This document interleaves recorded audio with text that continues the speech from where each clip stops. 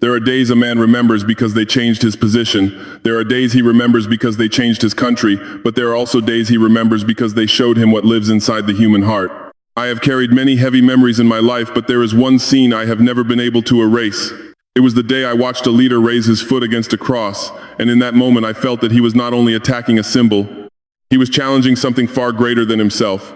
I speak now as Ibrahim Traore, not to spread hatred, not to turn one faith against another, and not to accuse an entire religion because of one man's arrogance. I want to be clear from the beginning. A true Muslim, a true Christian, and any person who truly fears God must know how to respect what another person holds sacred. The danger I saw that day did not come from religion, it came from pride. It came from a heart that had grown so hard that it believed power could stand above conscience. The meeting had begun with a solemn spirit. Leaders, elders, community voices, and influential people had gathered to speak about peace, unity, and the future of our people. The room was quiet, serious, and full of expectation. At the front stood a simple cross, placed carefully and respectfully. To some people, it was a sign of faith. To others, it was a reminder of sacrifice, forgiveness, and hope. It threatened no one. It insulted no one. It simply stood there in silence. Then he entered with a face that troubled me. I looked into his eyes and saw no desire for dialogue. I saw a man who had come to dominate. His steps were firm, his voice was cold, and the air around him changed. Some people lowered their eyes. Others watched carefully, as if they already felt something terrible approaching. I did not know exactly what he would do, but my spirit became uneasy. A leader who cannot respect what is sacred to others has already begun to lose control of himself. And when pride takes the throne inside a man's heart, destruction does not need to rush. It only waits for the right door to open. That day, before all of us, that door opened. He walked toward the cross, lifted his foot, and struck it down. The room became silent, but heaven, I believe, had already heard the sound. Before his foot ever touched the cross, I had already seen the warning in his eyes. I have met many kinds of leaders in my life. Some enter a room with confidence because they carry responsibility. Some enter with humility because they understand the weight of the people behind them. Some enter with silence because the burden on their shoulders is too heavy for unnecessary words. But this man entered differently. He did not come like a servant of the people. He came like a man who wanted every soul in that room to feel smaller than him. The room had been prepared for peace. That is what made the atmosphere even more painful to remember. We were not gathered for war. We were not gathered to humiliate one another. We were there to discuss how communities could live side by side without suspicion, without hatred, and without the old wounds being opened again and again. Elders had taken their seats with quiet dignity. Representatives of different groups sat close to one another, not because they agreed on everything, but because they understood that a nation cannot survive if every difference becomes a battlefield. At the front of the room stood the cross. It was simple. It did not dominate the room. It did not demand attention. It stood there the way faith often stands in difficult times, quietly, patiently, reminding people that suffering is not the end of the story. To many Christians in that room, the cross represented Jesus Christ, sacrifice, forgiveness, mercy, and hope. To others who did not share that faith, it was still something sacred to their neighbors, and that alone should have been enough reason to respect it. But arrogance has a strange blindness. A humble heart can stand before another person's faith and say, I may not believe as you believe, but I will not insult what gives you strength. A proud heart cannot do that. A proud heart sees respect as weakness. It sees silence as surrender. It sees sacred things as objects to be conquered. When I watched him walk forward, I noticed how the room changed. Conversations faded. The small movements stopped. People who had been leaning toward one another suddenly sat still. No one needed to explain what they felt. Fear has its own language. Tension has its own sound, even when the room is quiet. His face was hard, and his eyes carried the cold confidence of a man who believed no one would dare challenge him. I want to say this clearly because truth must never be twisted. The problem was not that he called himself a Muslim. I have known Muslims with honorable hearts. I have known Christians who failed to live with love. I have known people from many beliefs who showed kindness, and I have known people from many beliefs who were cruel. A man's religion can be spoken from his mouth, but his character is revealed by his actions. That day, his action did not represent Islam. It did not represent any true faith. It represented pride wearing the clothing of authority. He looked at the cross as if it had offended him by existing. That is when I knew something was wrong inside him. The cross had said nothing. It had accused no one. It had raised no weapon. Yet his spirit was disturbed by its presence. I have learned that when a leader becomes angry at a silent symbol of faith, the problem is not the symbol. The problem is the leader's own soul. In that moment, I felt a heaviness in my chest. It was not fear for myself. It was fear for what happens when power loses reverence. A nation can survive poverty longer than it can survive leaders without conscience. A people can recover from hardship, but they suffer deeply when those in authority begin to mock what ordinary men and women hold sacred. The poor may have little money, but many of them survive because they still have faith. When a leader attacks that faith, he attacks the last strength many people possess. I watched him carefully. His steps were slow, but they were not calm. His silence was not peaceful. It was the silence of a man preparing to make a display. Some people in the room seemed to understand it too. A few looked down, a few looked toward the door. Some stared at the cross as if they wanted to protect it but knew they could not move. That is one of the saddest things about fear. It can make good people remain seated when their conscience is standing up inside them. I remember thinking that a true leader would have used that moment to build respect. He could have spoken about unity. He could have said, "We may worship differently, but we must live together with dignity." He could have shown the young people watching him that strength is not found in insult but in self-control. Instead, he chose another path. And before the terrible act happened, I understood something that has never left me. Pride does not always announce destruction with thunder. Sometimes destruction begins quietly, in the eyes of a man who believes he is too powerful to be judged. Sometimes the fall of a leader begins before the world sees it. It begins when he stops fearing God, stops respecting people, and starts believing that his position makes him untouchable. That was the first warning. He walked toward the cross as if the whole room belonged to him. No one spoke. No one moved. Even the people who did not share the Christian faith understood that something sacred was being approached with the wrong spirit. I watched his face carefully, and I saw no hesitation there. I saw no inner struggle. I saw only the cold confidence of a man who believed that power gave him the right to wound the hearts of others. For a few seconds, time seemed to slow down. The cross stood in front of him, quiet and defenseless. It was not made of gold. It was not surrounded by soldiers. It did not have a voice to answer him. Yet it carried a meaning that was stronger than any speech in that room. For many people, it represented the suffering of Jesus Christ, the mercy of God, the forgiveness of sins, and the hope that even death does not have the final word. A man does not need to believe in the cross to understand that others hold it dear. But he did not come to understand. He came to insult. Then it happened. He lifted his foot and struck the cross with force. The sound of it falling to the floor was dry, sharp, and heavy. It was not a loud sound, but it entered the heart like a blow. The cross hit the ground, and for a moment the whole room seemed to lose its breath. I saw people freeze in their seats. Some lowered their heads. Some opened their eyes wide as if they could not believe what they had just witnessed. A few people moved slightly, as though they wanted to stand, but fear held them back like invisible chains. That silence was more painful than shouting. No one clapped, no one laughed, no one celebrated. Even those who were close to him did not look proud. They looked trapped. They knew that something wrong had happened, but they also knew the kind of power he carried. In that room, fear had become stronger than speech. Many mouths were closed, but many hearts were speaking loudly before God. I looked at the cross lying on the floor, and I felt a sorrow I cannot fully explain. It was not only sorrow for the Christians in the room, it was sorrow for the nation, for leadership, and for the dangerous path that opens when a man believes he can humiliate faith and still remain honorable. A leader may disagree with another person's belief. He may worship differently. He may even reject what others consider sacred, but the moment he uses his authority to mock it, he has crossed a line that no title can protect him from. He stood there as if he had proven his strength, but in my eyes he had proven the opposite. A strong man does not need to insult the weak. A strong leader does not need to attack a silent symbol. A strong soul does not fear the faith of another person. What I saw was not strength. It was insecurity dressed in arrogance. It was weakness hiding behind power. I remember thinking that if he could do this to a symbol in front of witnesses, what would he do to ordinary people when no one was watching? If he could not respect a cross standing silently in a room, how could he respect the poor woman praying for her children, the old man holding his Bible, the young person looking for hope, or the grieving family asking God for comfort? When contempt is shown publicly, cruelty has already been borne privately. That was why the room felt so heavy. Everyone understood that the act was larger than the object. He had not only pushed wood or metal to the ground, he had tried to push down the dignity of people whose faith was tied to that symbol. He had tried to show that his authority stood above their conscience. He wanted the room to learn one lesson, that what he hated could be humiliated, and no one would dare stop him. But history does not always speak in the moment. Sometimes history waits, sometimes judgment does not arrive with thunder. Sometimes it begins quietly, in the memory of every witness who leaves the room, changed forever. That day, each person carried the scene away with them. Some carried anger, some carried pain, some carried shame because they had remained silent. but no one carried respect for him the same way again.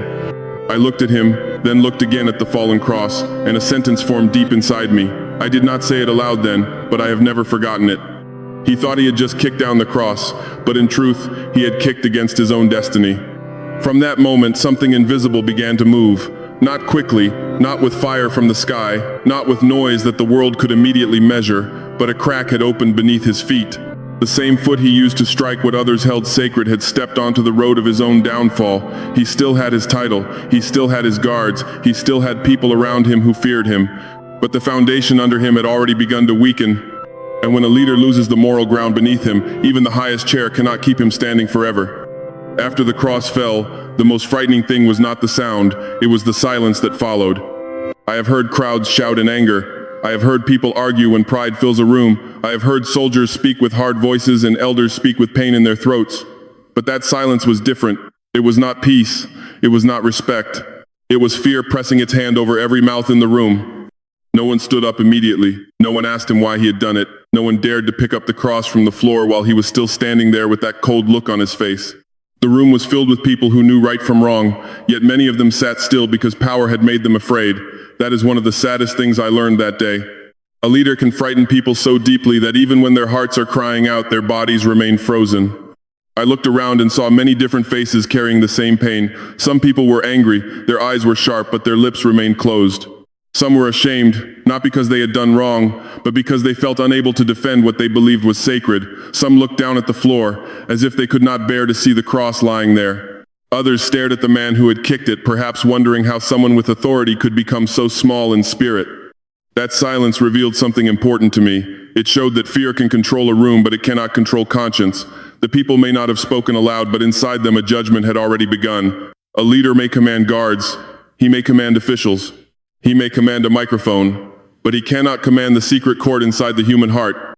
I stood there with a heavy spirit. I knew that what had happened was not only an insult to Christians, it was an insult to the idea that different communities could live together with dignity. If one sacred symbol could be treated with contempt in a public meeting, then what message did that send to the old woman praying in her home, the young man carrying his Bible, the family trusting God through sickness, or the community trying to live peacefully beside neighbors of another faith? The danger was not only in the act, the danger was in the lesson he wanted others to learn. He wanted them to believe that his power was greater than their faith. He wanted them to believe that silence meant agreement. But silence does not always mean agreement. Sometimes silence means people are afraid. Sometimes silence means people are wounded too deeply to speak. Sometimes silence means that the truth is gathering strength for a later day. As I watched the room, I understood that a moral test had come upon everyone present. Some tests arrive with speeches and decisions, others arrive in a single terrible moment. That day, the test was simple but heavy. Would people protect what was right, or would they protect themselves from the anger of a powerful man? Many failed to speak, and I do not say that to condemn them. Fear is real. Power can be dangerous. A person with a family, a job, and a future may hesitate when standing against a man who can punish them. But even if people could not speak, they could still remember, and memory can become stronger than protest. The room did not rise against him that day, but the room did not forget. The witnesses carried that silence into their homes, into their conversations, into their prayers, and into the hidden places where public opinion is born. That is why I say the punishment did not begin with thunder. It began with memory. It began with the way people looked at him after that day. It began with the quiet change in their hearts. Before the cross fell, some feared him and respected him. After the cross fell, many still feared him, but respect had begun to die. A leader must understand this truth. Fear can keep people seated, but it cannot make them loyal. Fear can close mouths, but it cannot heal disgust. Fear can protect a man's position for a season, but it cannot protect his name forever. When I looked once more at the fallen cross, I felt a warning rise inside me, not a warning of revenge, not a warning of religious hatred, a warning about pride. When a man uses power to humiliate what others hold holy, he may believe he has won the room, but in reality he has planted the first seed of his own judgment. That silence was the beginning. The first punishment did not come with fire. It did not come with a storm, an accident, or a sudden fall from his chair. It came quietly, through the eyes of the people. That is how many great downfalls begin. A leader may think he is safe because the crowd still stands when he enters. He may think he is strong because guards still open doors for him. He may believe nothing has changed because officials still call him by his title and cameras still turn toward his face. But there is a difference between respect and fear. There is a difference between honor and obedience. There is a difference between people standing because they believe in you and people standing because they are afraid of what may happen if they do not. After that day, I began to notice that difference around him. Before he kicked the cross, many people spoke of him as a man of force. Some admired him, some feared him, some believed he was hard but necessary. Others followed him because they thought he represented order. But after that moment, something changed in the way people mentioned his name. Their voices became lower, their words became careful. They did not always criticize him openly, because power was still in his hands. But in private, in homes, in small gatherings, in the quiet corners where people speak honestly, disappointment began to grow. They asked one another, why did he do that? They asked, what kind of leader needs to insult the faith of others? They asked, if he can treat a sacred symbol like that in front of everyone, what does he truly think of ordinary people? Those questions were not shouted in the streets at first. They moved like whispers, but whispers can become stronger than speeches when they carry truth. A public insult may last only a few seconds, but the shame it creates can travel for years. I saw men who once defended him begin to avoid defending that act. They would speak about his position, his plans, his strength, and his authority, but when the subject of the cross came up, their words became weak. Some changed the topic. Some said the moment was misunderstood. Some tried to reduce it to a small incident, but deep down, everyone knew it was not small. It had revealed something serious about his heart. A leader can make mistakes and still be forgiven when people believe he has humility. A leader can stumble and still recover when people see repentance. But when a leader does wrong and stands proudly over the wrong, the people begin to feel that his spirit has become dangerous. They no longer see only a mistake. They see a pattern. They see the kind of man who may wound others again if no one stops him. That was what happened to him. His office remained, but his moral height began to shrink. The poor people noticed it, the elders noticed it, the mothers noticed it, the church people noticed it, even people from other faiths noticed it, because any true believer understands that sacred things must not be treated with contempt. Many Muslims who heard the story did not celebrate what he had done. They were ashamed by it. They knew that arrogance does not honor God. They knew that mocking another person's faith does not make your own faith stronger. It only makes your heart smaller. That is why I say again, the issue was not religion. The issue was pride. The issue was the dangerous belief that a title can give a man permission to behave without conscience. The issue was a leader forgetting that the people who seem powerless today may become the judges of his memory tomorrow. I watched his public image begin to weaken. It was not dramatic at first. No great announcement came. No official ceremony declared that his respect had died. But respect does not always disappear in public. Sometimes it leaves quietly, one heart at a time. One person stops believing, then another, then another. Soon the leader still sees a crowd before him, but he does not understand that many of those faces no longer carry trust. This was the first punishment, and it was more serious than he understood. To lose money is painful. To lose a position is frightening. But to lose the respect of the people is the beginning of true isolation. A leader without respect becomes surrounded but alone. He may still hear applause, but he knows some of it is forced. He may still receive praise, but he knows some of it is purchased. He may still command attention, but he can no longer command honor. I believe that was the first crack in his downfall. The cross was on the floor for only a moment, but his dignity remained there much longer. He thought he had shown the people that he was above their faith. Instead, he showed them that he was beneath the responsibility of leadership. And from that day forward, even when he stood tall before the public, something invisible had already fallen inside him. The people had begun to withdraw their respect, and once that respect leaves, no guard, no title, no speech, and no threat can easily bring it back. After the people began to lose respect for him, the next punishment came from a place every powerful man fears most. It came from inside his own circle. At first, he did not understand it. He still believed he was surrounded by loyal men. He still saw familiar faces near him. He still heard polite words. He still received reports, greetings, and public praise. But loyalty built on fear is never as strong as loyalty built on trust. When the wind changes, fearful men begin to protect themselves before they protect the person they once praised. That is what began to happen around him. The same people who once stood close to him started standing a little farther away. The advisors who once defended every word from his mouth became slower to speak. The allies who once smiled beside him in public began to choose silence when his name was questioned. They did not attack him openly because they still feared his anger, but they also did not defend him with the old confidence. Something had broken. I understood why. No one wants to be tied forever to a man who has become a moral burden. Power can attract people, but shame pushes them away. When a leader is admired, everyone wants to be seen near him. When a leader is feared but no longer respected, people begin to calculate the cost of standing too close. They ask themselves, if he falls, will I fall with him? They ask, will history remember me as one of those who excused his arrogance? They ask, can I still protect my own name if I continue protecting his? Those questions may not be spoken aloud, but they move quietly through every room of power. I began to hear reports of small changes. One ally missed an important gathering. Another gave a speech but avoided mentioning him. A trusted voice became suddenly neutral. A man who once praised him with strong words now spoke only in careful phrases. These things may look small to ordinary people, but in politics, small changes often reveal deep cracks. A chair does not collapse because one leg disappears in a single moment. It collapses because the weight becomes too much for weakened joints. His power began to crack like dry earth. The cross had fallen in public, but the damage spread in private. Behind closed doors, people were no longer asking only whether he had gone too far. They were asking whether he had become dangerous to them. That is when a leader should be most afraid. Criticism from enemies can be dismissed.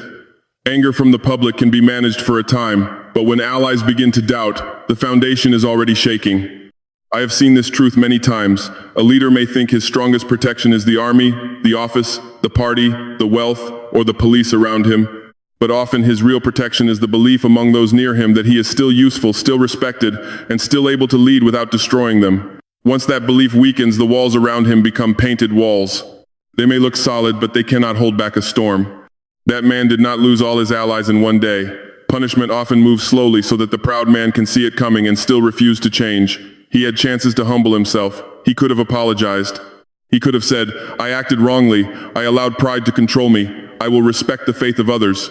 Those words might not have erased the pain, but they could have opened a door toward healing.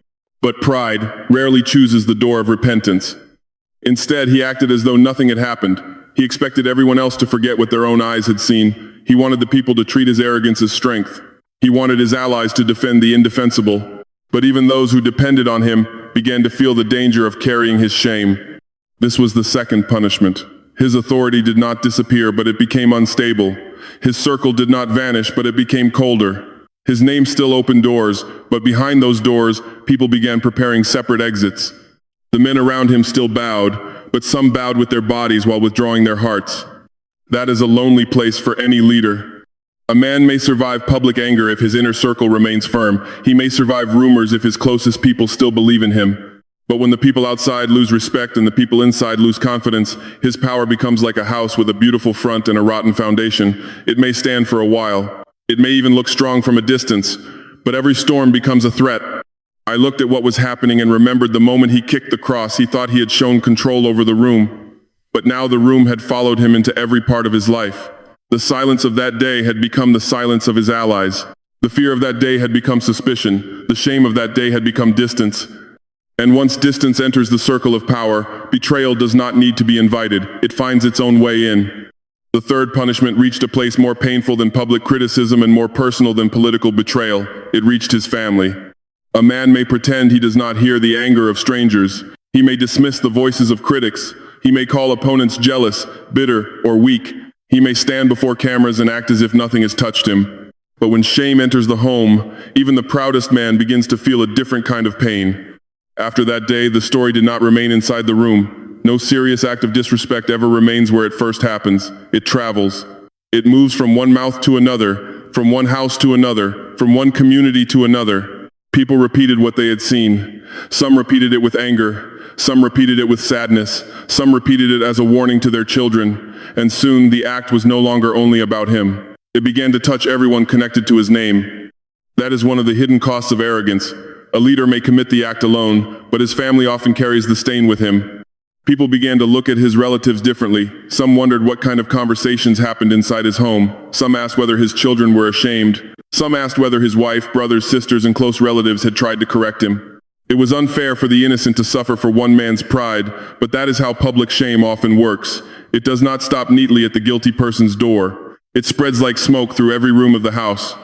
I heard that the peace inside his home began to weaken. I cannot claim to know every private word spoken behind his walls, and I will not pretend that rumors are the same as truth, but I know human nature.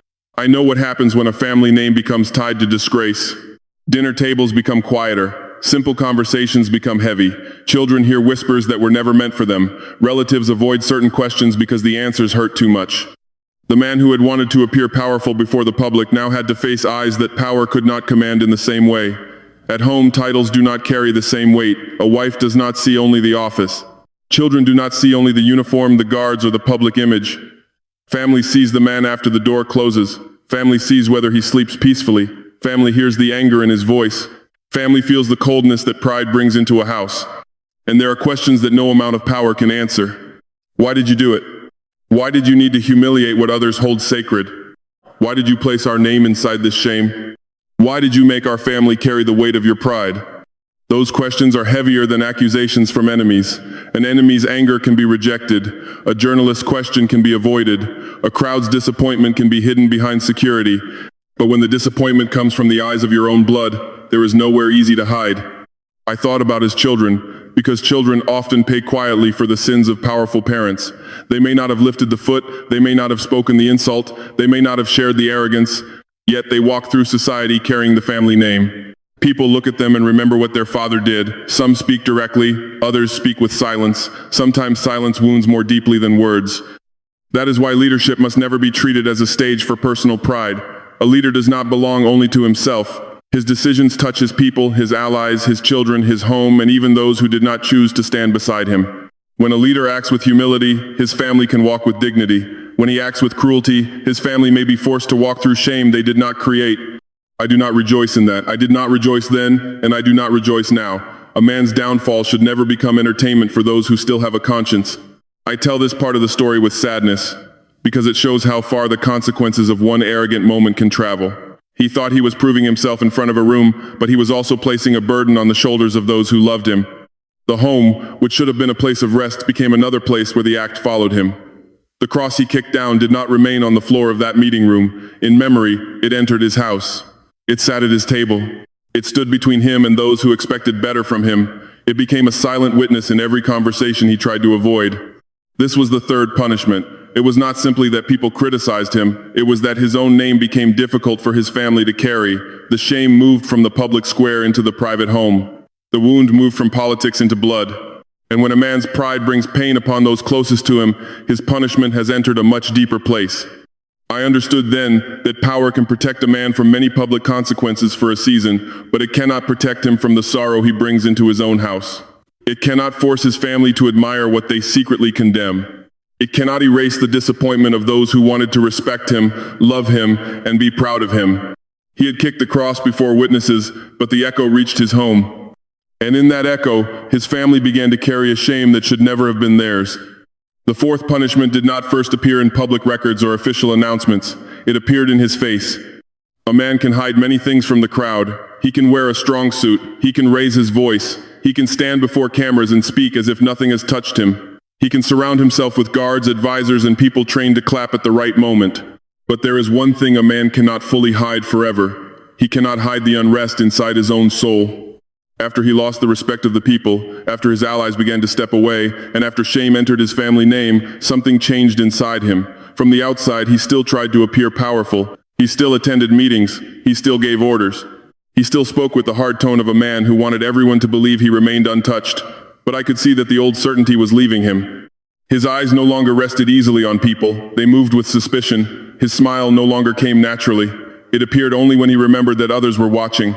His voice still tried to sound strong, but behind it there was pressure, like a wall beginning to crack from the inside. His body was present, but his peace was gone. People began to speak about his restlessness. Some said he could not sleep well. Some said he became angry over small matters. Some said he no longer trusted the same people he once kept close. I will not claim that every rumor was true, because rumors can grow beyond reality. But I have lived long enough to know that guilt and fear leave marks on a man. Even when the world cannot see the wound clearly, the wound still works from within. A restless soul can punish the body more slowly than any enemy. It steals sleep first, then it steals patience, then it steals judgment. A man who cannot rest begins to see threats everywhere. He suspects loyalty, he questions friendship. He listens to whispers more than wisdom. He becomes surrounded by people, yet trapped inside his own mind. That was the tragedy I saw. He had used his foot to strike down the cross, but now it seemed as if his own steps were no longer steady. He had stood over a sacred symbol as though he had conquered it, but now he struggled to stand beneath the weight of what he had awakened. Pride may feel powerful in the moment, but afterward it becomes a burden no human body was built to carry. I do not say that every sickness is punishment. I do not say that every tired face means guilt. Life is more complicated than that, and only God sees the full truth of a man's heart. But in this story, his weakening carried a meaning that many people could feel. His body seemed to reflect what his spirit refused to confess. His strength had not disappeared only because of age, pressure, or politics. It was being eaten by the unrest that comes when a man knows he has crossed a sacred line and still refuses to humble himself. He could have found peace through repentance. He could have called the people together and admitted that his action was wrong. He could have said that no leader has the right to mock what gives others hope. He could have reached out to Christian elders, Muslim elders, and community leaders to repair what he had broken. Such humility would not have made him smaller, it would have made him greater. But pride often prefers suffering to apology. So he continued to carry the weight. In public, he tried to appear unchanged. In private, I believe the silence followed him, the silence of that room, the silence after the cross hit the floor, the silence of people who no longer respected him, the silence of allies who no longer trusted him, the silence of family members who could not forget what his pride had brought upon their name. That kind of silence does not leave a man easily. It sits beside him at night. It follows him into meetings. It stands behind him when he speaks. It waits for him when the applause ends. This was the fourth punishment, and it was the deepest one so far. The first punishment touched his reputation. The second touched his power. The third touched his family. But this one touched the inside of the man himself. It entered the place where no guard could stand, no advisor could lie for him, and no title could protect him. When peace leaves the soul, even a palace can feel like a prison. I looked at him and understood that no human being can truly remain strong while fighting against conscience. A man may defeat opponents and still be defeated by his own memories. He may silence critics and still be unable to silence the voice inside him. He may command crowds and still be unable to command one peaceful night of sleep. The cross he kicked down was lifted again by other hands. Faith did not die that day. Hope did not die that day. The people who believed in Jesus Christ did not lose their God because one arrogant man struck a cymbal. But he lost something that was much harder to recover. He lost peace. And when a leader loses peace inside himself, the world may still call him powerful, but heaven and history know that his fall has already begun. When respect is alive, many things can remain hidden. People may see weakness, but they forgive it. They may hear rumors, but they dismiss them. They may notice arrogance, but they tell themselves that perhaps the leader is under pressure. Respect can cover many cracks for a season, but when respect dies, every crack becomes visible. That is what happened after the fourth punishment began to show itself. The people no longer looked at him with the same eyes. His allies no longer defended him with the same strength. His family name no longer carried the same pride. His own face no longer held the same peace. And when all those things began to change, the truth started coming into the light. At first, it came through questions. People began to ask about decisions he had made in the past. They began to remember words he had spoken with arrogance. They began to look again at moments they had once ignored. A leader who still has respect can survive old mistakes because the people believe his heart still carries some good. But once the people believe his heart has become proud and cruel, every old mistake returns like a witness. The act against the cross became the key that opened many locked doors in the public mind. People did not judge him only for that one moment anymore. They began to judge the kind of man that moment revealed. They said, this was not an accident. They said, this was not a simple misunderstanding. They said, this is who he has been becoming for a long time. That is a dangerous moment for any leader. Before that day, some people had defended him because they thought he was only strict. After that day, they began to wonder if strictness had become contempt. Before that day, some people had believed his harsh words were only political strength. After that day, they began to wonder if those words had always carried hatred. Before that day, some people excused his pride because they thought he was protecting order. After that day, they began to see that pride was destroying the moral order around him. The public image he had built began to collapse from the inside. The speeches that once sounded strong now sounded empty to many ears. The gestures that once looked confident now looked arrogant. The silence of his supporters no longer looked like discipline. It looked like fear. The loyalty around him no longer looked like love. It looked like calculation. Then the old stories returned. People remembered promises that had not been kept. They remembered warnings that had been ignored. They remembered those who had been humiliated when they asked honest questions. They remembered communities that felt unseen. They remembered the way he had spoken to people beneath him. They remembered how often he confused authority with truth. I watched this unfolding and understood something important. Truth does not always need to be newly discovered. Sometimes truth has been standing in the room for years, but people were too afraid, too tired, or too loyal to name it. One shocking act can tear away the curtain. One arrogant moment can make people finally say what they had been feeling quietly. That was why his fall became larger than the fallen cross. The cross was the symbol. His pride was the revelation. The public saw him clearly, and once a people see a leader clearly, it is very difficult to make them blind again. The media began to ask harder questions. Community voices became bolder. Religious leaders spoke with sorrow, not only about the insult to Christians, but about the danger of any authority that disrespects faith. Even people from other religions understood the warning. Today it may be a cross, tomorrow it may be a mosque, another day it may be a family altar, a sacred book, or the quiet prayer of a poor person. Once contempt is allowed to sit on the throne, no sacred thing is safe. That is why the issue became bigger than one religion. It became a question of leadership itself. What kind of leader mocks what gives people hope? What kind of leader believes unity can be built through humiliation? What kind of leader uses his foot where he should have used wisdom? The people wanted answers, but he had none that could heal the wound. He could deny, he could minimize, he could accuse others of exaggerating, but he could not erase the memory of those who had seen it. He could not force the fallen cross out of the minds of the witnesses. He could not rebuild trust with the same pride that had broken it. His opponents saw the weakness and began to attack. That is the way public life often works. When a leader is strong in honor, attacks do not easily destroy him. But when honor is already wounded, even small accusations can cut deeply. Those who had waited for their chance now found open ground. They brought up old matters. They questioned his judgment. They asked whether a man who could not respect a sacred symbol could be trusted with the dignity of a nation. Some of their attacks may have been political, some may have been selfish, but even selfish voices can become powerful when they speak into a wound the leader created himself. He had given them the opening. He had handed them the image that would define him. That is one of the most serious lessons I learned from that day. A leader must guard his actions because his enemies do not need to invent a weapon when his own pride gives them one. A careless word can become a chain. A cruel gesture can become a sentence. A public insult can become the mirror in which the whole nation sees the truth. The more the truth came out, the smaller he became before the people. His title remained, but his image had changed. He was no longer seen as a man of strength. He was seen as a man of arrogance. He was no longer remembered for discipline. He was remembered for disrespect. He was no longer feared as someone untouchable. He was watched as someone already cracking beneath the weight of his own choices. I do not say this with joy. I say it with the seriousness of a man who has seen what pride can do. When a leader falls morally, many people suffer around him. Institutions tremble, families hurt, communities divide, the poor become more afraid, the faithful become more wounded. Even those who opposed him may later discover that destruction leaves dust on everyone. But truth must still be exposed. A lie may protect comfort for a moment, but only truth can begin healing. The truth was that he had not only kicked a cross, he had revealed a heart that believed power was greater than reverence. He had shown that he could stand before the faith of others and choose contempt instead of dignity. And once that truth entered the public mind, his old image could not survive. The cross had fallen once. His image fell again and again.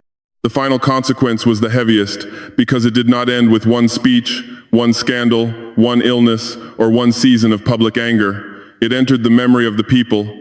A man can sometimes recover from political defeat. He can lose an office and later return. He can lose money and later rebuild. He can lose allies and later find new ones. But when a man loses his honor in the memory of the people, the punishment becomes longer than his lifetime. It follows his name, it follows his children. It follows every story told about him after the applause has ended. That was the final fall I saw approaching him. People no longer spoke of him as they once had. They did not remember him first for his speeches. They did not remember him first for his promises. They did not remember him first for the strength he wanted the world to see. They remembered one image above all others. The moment his foot rose against the cross and the sacred symbol fell to the floor. That is how history can be. It does not always preserve the long explanations a man gives for himself. It preserves the moment that reveals him. One action can become the sentence attached to a name. One act of arrogance can become stronger than 1,000 prepared speeches. One public insult can become the picture people carry forever. I asked myself many times what he truly gained that day. Did he win power? He already had power. Did he win respect? He lost it. Did he silence the room? Yes, but only with fear. Did he defeat the faith of Christians? No. Faith does not die because a proud man attacks a symbol. The cross has stood through empires, wars, prisons, mockery, and blood. One man's foot could not destroy what millions carry in their hearts. So what did he gain? Only a short moment of pride. And what did he lose? He lost the respect of ordinary people. He lost the confidence of allies who no longer wanted to carry his shame. He pulled his family into a sorrow they did not create. He lost peace in his mind. His body began to reflect the pressure inside his soul. His public image cracked open. His old mistakes came back into the light. His name became tied to a scene that people could not forget. That is a terrible price for one arrogant moment. I do not tell this story because I want people to hate him. Hatred cannot heal a nation. Hatred cannot honor God. Hatred only builds another prison inside the heart. I tell this story because every leader, every elder, every father, every mother, every young person, and every believer must understand that power without humility becomes dangerous. A leader does not prove strength by humiliating another person's faith. A leader proves strength by protecting the dignity of people who cannot protect themselves. A leader proves strength by controlling his pride when the world gives him permission to act cruelly. A leader proves strength by knowing that God is greater than any office, any army, any title, and any throne. When I think of that day, I still see the cross on the floor, but I also see something else. I see that the cross did not remain there forever. Someone eventually lifted it again. Someone placed it back with care. The people who believed in Jesus Christ continued to pray. The elders continued to teach. The poor continued to hope. The wounded continued to call on God. The symbol was struck down, but the faith behind it was not destroyed. That is the part proud men never understand. You can attack a sacred object, but you cannot easily kill the hope it represents. You can frighten a room, but you cannot command the conscience of every witness. You can force silence for a moment, but you cannot control what history will say when fear is gone. In the end, his name became a warning. Parents used his story to teach their children. Elders used his fall to remind young leaders about humility. Believers remembered him not as a giant, but as a man who let pride make him small. Even those who did not share the Christian faith understood the lesson. Today it was a cross. Tomorrow it could be another person's sacred place, sacred book, or sacred prayer. If we allow leaders to mock what people hold holy, then no community is truly safe. That is why the final punishment was not only that people cursed his name, it was that his life became proof of a truth he refused to respect. Power can make people bow before you, but it cannot make them honor you in their hearts. Fear can protect your chair, but it cannot protect your legacy. Pride can lift your foot for one moment, but it can bring your whole life down afterward. When I left that memory behind me, I carried one lesson more strongly than all the others. A leader must never forget that he is also a servant before God. No nation belongs fully to one man. No people were created to be crushed by another man's ego. No sacred belief should be mocked to satisfy the pride of authority. The man thought he had kicked down the cross, but the cross rose again. It was his name that remained fallen. After everything I witnessed, I understood more deeply that power, money, titles, and public praise cannot save a human soul. A man may stand above others for a season, but if he loses faith, kindness, and honesty, he is already falling in a place no crowd can see. The world today has too much pain. There is too much war, too much hatred, too much pride, and too many leaders who forget that the people are not objects to be controlled. I pray for Burkina Faso. I pray for Africa.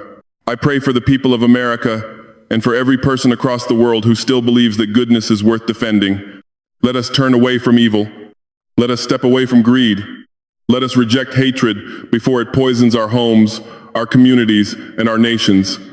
Let us return to the path of mercy, forgiveness, and love. Let us help one another, not because we are weak, but because compassion is one of the strongest signs that God has not left our hearts. Even in the hardest season, do not lose hope. Darkness may cover the road for a time, but light still exists for those who keep faith alive inside them. May God be with us, with Burkina Faso, with Africa, and with the whole world. And if you still believe in what is good, leave a prayer from your heart and continue walking with us so hope can reach more people.